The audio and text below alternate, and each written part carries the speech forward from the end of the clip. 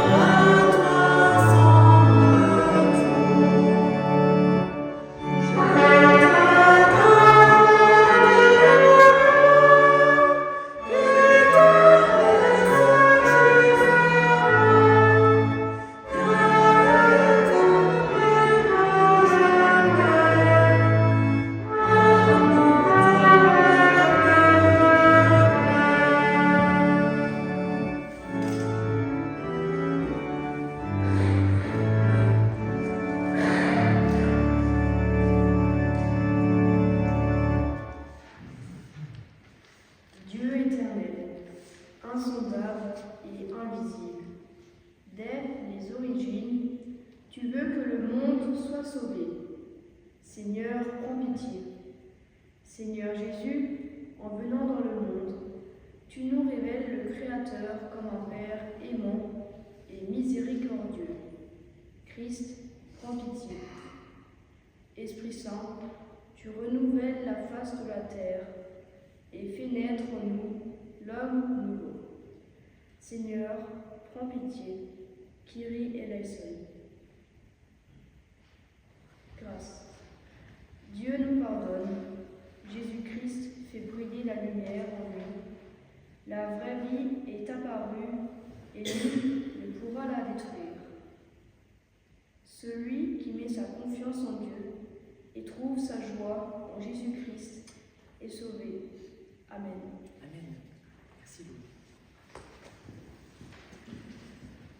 Sœurs et frères en Christ, venons de recevoir la grâce de notre Seigneur dans les mots de la jeunesse, de la vie. Je vous invite avec moi à entonner ce cantique qui nous rassemble avec tous les chrétiens ce matin de Noël. Sur tous les peuples dans la nuit et l'ombre de la mort, voici la lumière aujourd'hui et la paix du Dieu fort. Il y a 4 strophes, il est assez court. Chantons ensemble.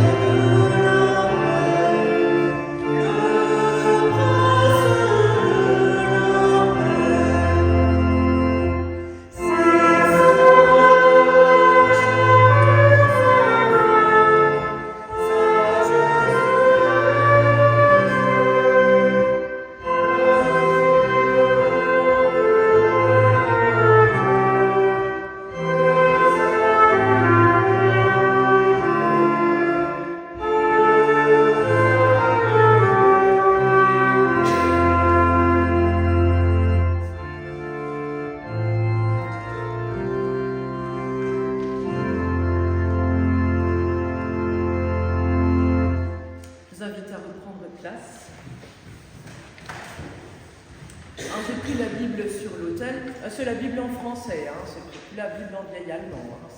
Elle est ouverte à l'évangile de Matthieu au moment de la naissance de Jésus-Christ. Nous voulons faire nôtres ces mots qui ont traversé les siècles, les témoignages de foi et de vie, et confier au Seigneur notre prière avant de partager cet évangile, également le texte de méditation de ce matin. Dieu notre Père, en ce jour, tu nous as donné Jésus, ton Fils, pour qu'il partage en toutes choses nos vies. Fais-nous vivre en sa présence, ici et maintenant, pour la seule gloire de ton nom. Seigneur, nous ouvrons les pages de la Bible. De tous ces temps, de tous ces témoignages, de toute cette foi partagée, transmise. Que cet héritage ait sa place dans nos cœurs, dans nos vies, dans notre foi, en ces instants. Nous t'en prions par Jésus-Christ, ton Fils, notre Seigneur, qui vit et qui règne avec toi, Père, et le Saint-Esprit, un seul Dieu pour les siècles des siècles. Amen. Voici dans quelles circonstances Jésus-Christ est né. Marie, sa mère, était fiancée à Joseph. Mais avant qu'ils aient vécu ensemble, elle se trouva enceinte par l'action du Saint-Esprit.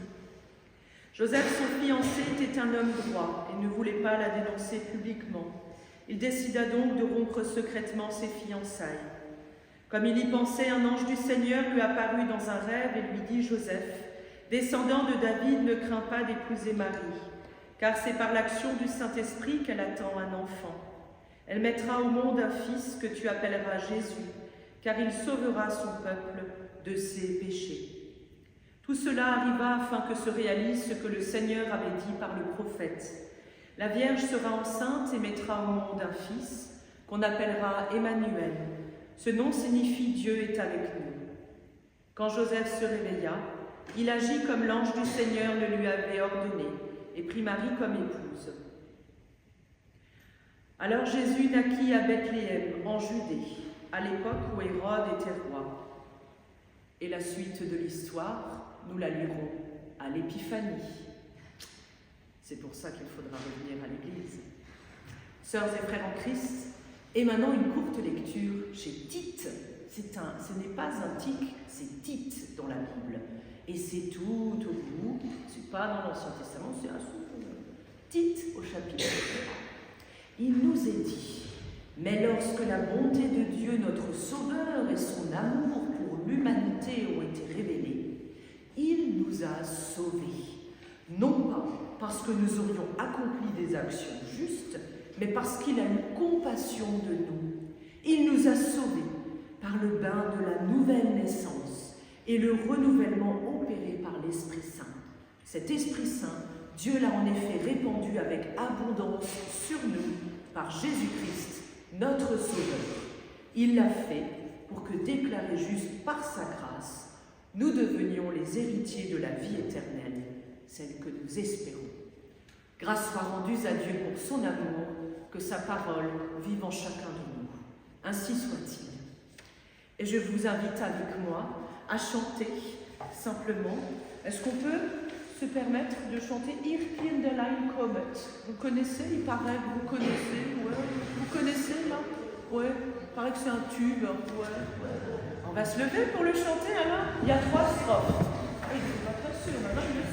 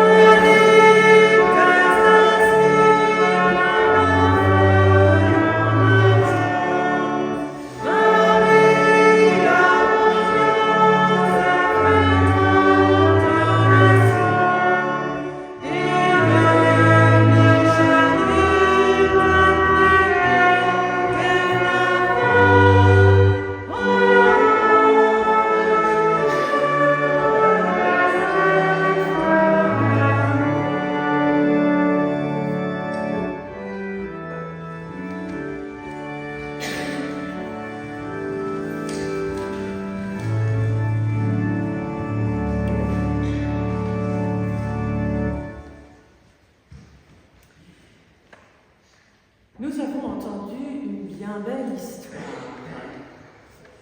Alors, une histoire où on a donné un petit peu la scénette qui est arrivé à, bien sûr, l'enfant Jésus, mais à sa maman, à Marie et à Joseph. Ah, vous avez entendu aussi, il n'était pas question d'un bœuf et d'un âne pour l'instant. Ce matin, j'aimerais partager avec vous ce qui est arrivé et un petit peu la perspective, le point de vue de ce qui a été vécu par ces hommes simples, remplis d'amour, de lumière, ce qui s'est passé à Noël, le point de vue des bergers. Ils sont assis autour d'un feu, par une nuit plutôt fraîche. Ils se racontent des histoires pour ne pas s'endormir. À tour de rôle, chacun se lève pour faire un tour au milieu des troupeaux. Alors, histoire de s'assurer que rien ne se passe. Et puis, comme tout est calme, il revient s'asseoir au milieu des autres et ils attendent. Ils attendent la fin de la nuit pour pouvoir aller se reposer. Mais ils attendent aussi autre chose, quelque chose de bien plus grand. Ils attendent la fin d'une autre nuit. Ils vivent dans un pays occupé par une nation étrangère et leur situation n'est vraiment pas facile. Ils ont de plus en plus d'impôts à payer.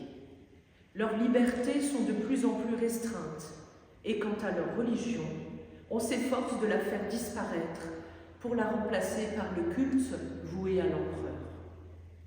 Quelle horreur pour ces petits bergers qui croient en Dieu, le seul Dieu, celui qui a conclu une alliance avec leur peuple, le Dieu de leurs ancêtres, Abraham, Isaac, Jacob. Ce Dieu auquel on croit ici, pourtant, on attend qu'il se manifeste à nouveau pour montrer qu'il s'occupe de son peuple, justement parce que ce Dieu a beau être unique, il n'en est pas moins un Dieu discret. Et on attend qu'il vienne encore. Les prophètes l'avaient annoncé, un sauveur doit venir, mais quand? Alors ils sont assis, là, en cette nuit, autour du feu, comme toutes les nuits.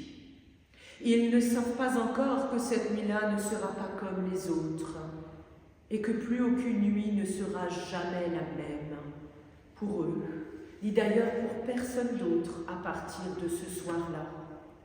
Ils attendent la fin de la nuit, ils ne savent pas encore que la nuit va vraiment prendre fin, pour eux et pour tous. Et soudain, une grande lumière se fait autour d'eux. Ils commencent d'abord à avoir peur. Du milieu de la lumière émerge peu à peu une silhouette humaine. Qui est-ce? Les bergers se serrent les uns contre les autres. Ils se serrent les coudes, en fait. Certains brandissent même leur bâton de berger, prêts à essayer de se défendre. La silhouette s'approche et on distingue peu à peu ses traits. C'est un visage doux et souriant qui les regarde. Soudain, l'un des bergers s'écrie « Mais il a des ailes !»« Oh, c'est un démon, sauf qui peut !» Mais voici l'ange leur dit « N'ayez pas peur, car je suis venu pour vous apporter une bonne nouvelle qui sera le sujet d'une grande joie pour tout le peuple. Cette nuit, dans la ville de David, il vous est né un sauveur, qui est le Messie, le Seigneur. Et voici comment vous le reconnaîtrez.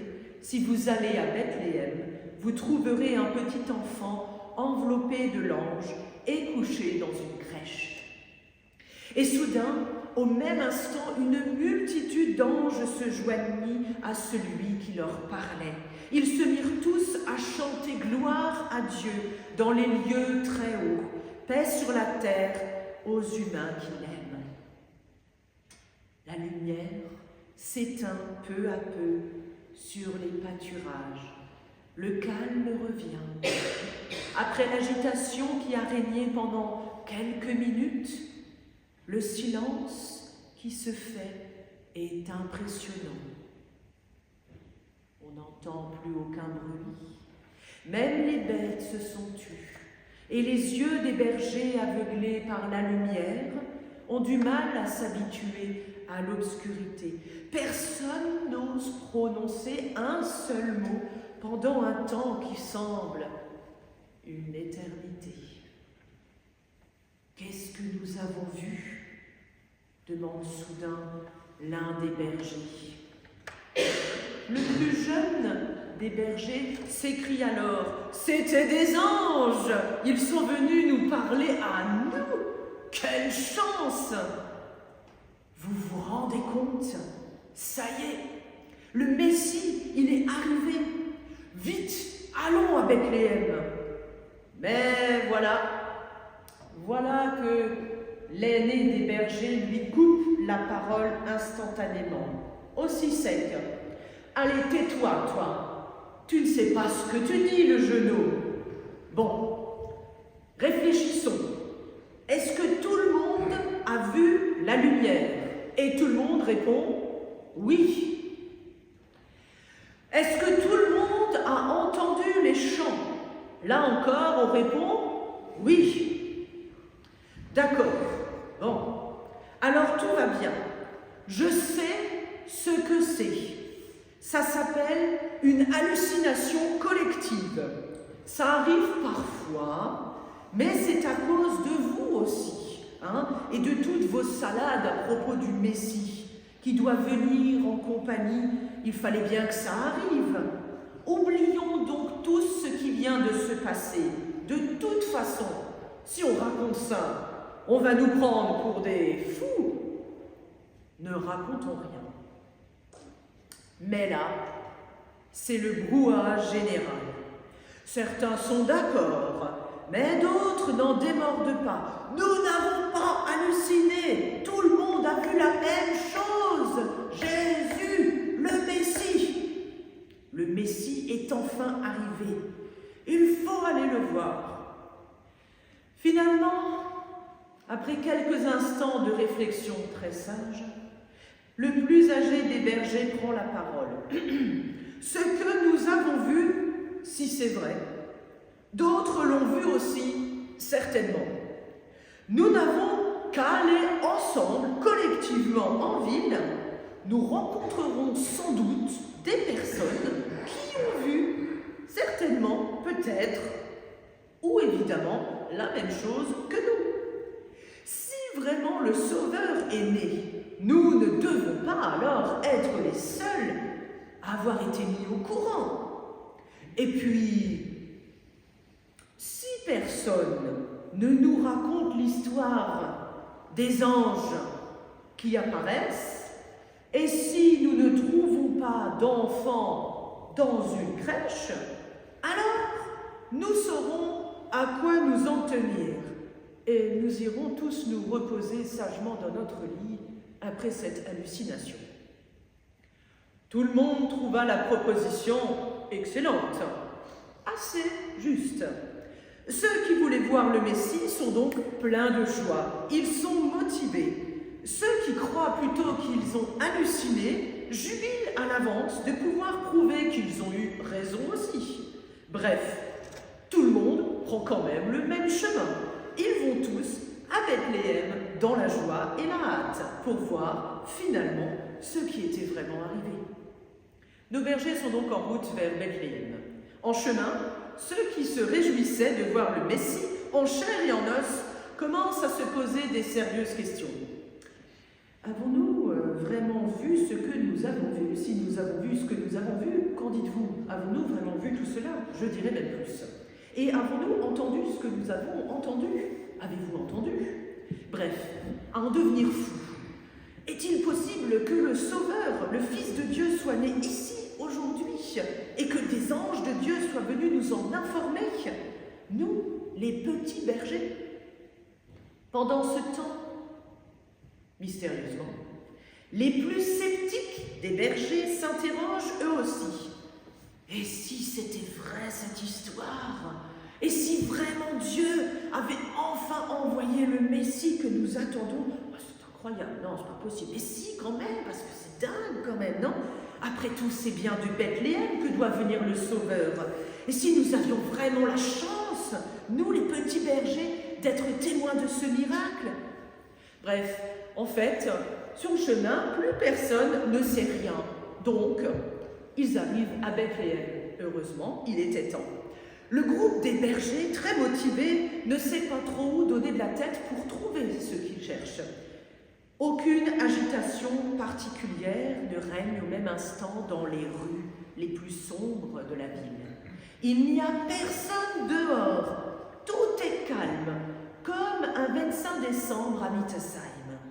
On dirait vraiment que rien ne s'est passé ici cette nuit. Et soudain, dans le silence nocturne, on entend comme un bruit. Il croit d'abord un miaulement de chat. Mais en écoutant plus attentivement, le groupe de bergers croit reconnaître les pleurs d'un petit bébé. Il s'approche d'une ruelle, d'où on entend le petit bruit. D'où viennent ces pleurs ? Dit le plus jeune des bergers. Ils arrivent alors devant une auberge qui affiche complet, on ne prend plus personne. Sans doute à cause du recensement, pense-t-il, et vraiment, ils n'ont plus de place. Mais les pleurs ne viennent pas de cette auberge. On dirait que le petit bébé qui pleure est dans la petite étable, attenante, un peu plus loin. Alors il s'approche de la porte. Il voit une lueur à travers le bois. Pas de doute, il y a là un bébé qui pleure. On ouvre la porte. Le groupe arrive, un peu en fanfare, massivement. Un peu une bonne équipe de foot, quoi. Et là, une femme, au trait tiré. Mesdames, vous savez ce que c'est ? Voilà, elle a tout donné. Au trait tiré est assise dans la paille, mais avec le visage rempli de tendresse. Elle a l'air si fatiguée, mais si heureuse. Auprès d'elle, un homme se tient debout. Il regarde d'un air attendri la mangeoire. Il est tout avec l'enfant. Il y a là, juste à côté, un petit âne et un gros bœuf qui tiennent chaud. Habituellement, ils logent dans cette étable. Ils ont donc prêté leur logement ce soir-là. Et en s'approchant, couchés dans la crèche, les bergers distinguent comme un petit paquet de linge. Les pleurs viennent vraiment de là. C'est un enfant enveloppé de lange, couché dans une crèche. Alors tout était vrai. Marie et Joseph, ils sont là, c'est eux qui regardent en souriant l'enfant et les bergers. Les bergers qui s'approchent en silence. Certains un peu timides, ils repensent à leur trajet, à leurs réflexions, à leurs questionnements, à leurs coups de gueule, à leurs interrogations. Certains sourient. Ah, si j'avais su. D'autres ont le regard un peu perdu dans le vague. C'est incroyable. On n'entend que le bébé qui ne pleure presque plus. Il finit par s'endormir même. Et peu à peu, l'atmosphère se détend. Tout le monde a l'air tellement heureux d'être là finalement, arrivé à bon port. On ne sait pas trop quoi se dire, mais on se comprend sans mots. Tout le monde se regarde. On ne se connaît pas en fait, mais on est venu. Alors on commence à murmurer une douce mélodie. Les bergers, eux, racontent tout ce qui leur était arrivé. La lumière, les anges, les tables, l'enfant couché dans la crèche comme on leur avait annoncé. Cette histoire, ils l'ont racontée après. Ils l'ont racontée encore et encore. Et tous ceux qui entendaient leur histoire étaient étonnés, très étonnés. Marie, quant à elle, gardait tout cela dans son cœur et elle y réfléchissait beaucoup. Seigneur, nous te prions. Cette histoire, nous la connaissons. Nous l'avons tous entendue chaque année, depuis que nous sommes tout petits, et elle ne nous étonne plus. C'est justement parce que nous la connaissons trop bien, tellement bien que nous n'entendons peut-être plus ce qu'elle nous raconte. Nous n'entendons plus que le Sauveur du monde, celui que tout le monde attendait, que nous attendons encore, qu'il est venu sur terre, comme nous y sommes venus nous aussi, né d'une fille des hommes, petit, fragile et humble. Entendons-nous encore que le Fils de Dieu n'est pas né dans un palais luxueux, mais dans une étable, et qu'on l'a couché dans la mangeoire des animaux. Entendons-nous plus que tes messagers, qu'on appelle les anges, qui sont allés annoncer cette nouvelle, certainement pas au roi du pays, mais aux simples bergers qui gardaient leurs troupeaux dans les champs autour de Bethléem. Nous n'entendons peut-être plus qu'après être allés voir si tout cela était vraiment arrivé, ils n'ont eu aucun doute. Ils ont cru que cet enfant couché dans la crèche était le Fils de Dieu, ton Fils, notre Sauveur à tous. Seigneur, donne-nous un cœur nouveau, des oreilles pour accueillir, de ne jamais oublier, de redécouvrir le miracle de Noël. Nous t'en prions, rends-nous semblables à Marie, qui continue de s'étonner de tout ce qui arrive, même si on le lui avait bien dit, et qui garde tous ces événements dans son cœur pour y réfléchir. Seigneur, à nous qui écoutons encore une fois ce récit, en ce matin de Noël, donne-nous de l'accueillir avec des nouvelles oreilles, comme celles des amis des bergers, le lendemain de Noël à qui ils ont raconté cette incroyable histoire. Grâce te soit rendue. Amen.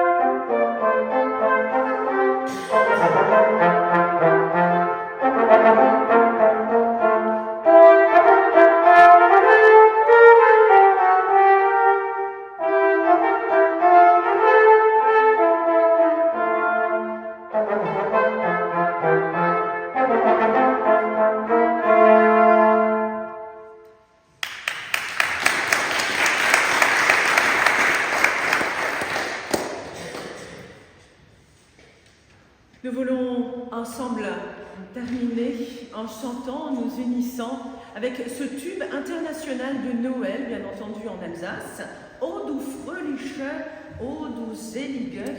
Je pense que si nous chantons bien, après, nous pourrons partager toutes et tous sereinement et dans la quiétude un bon repas.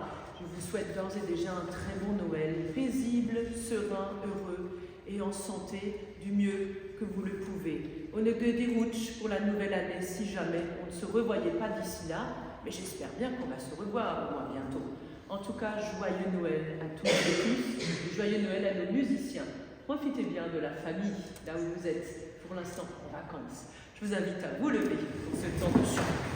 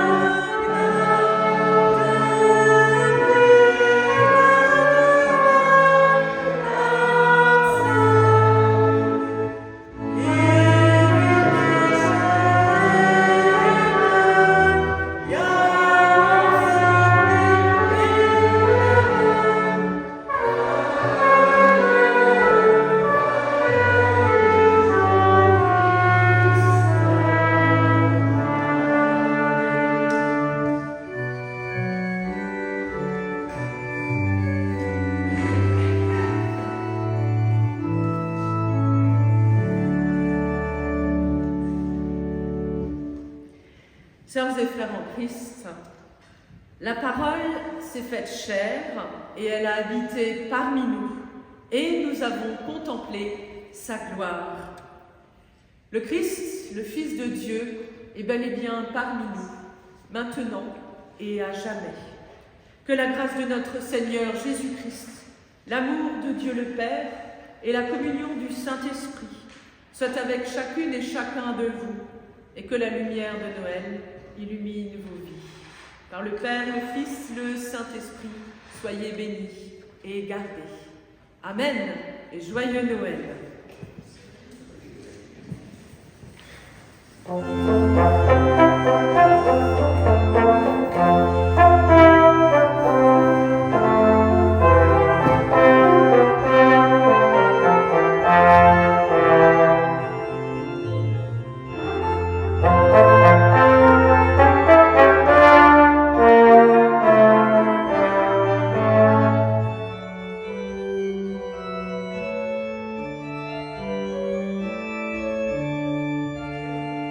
Amen.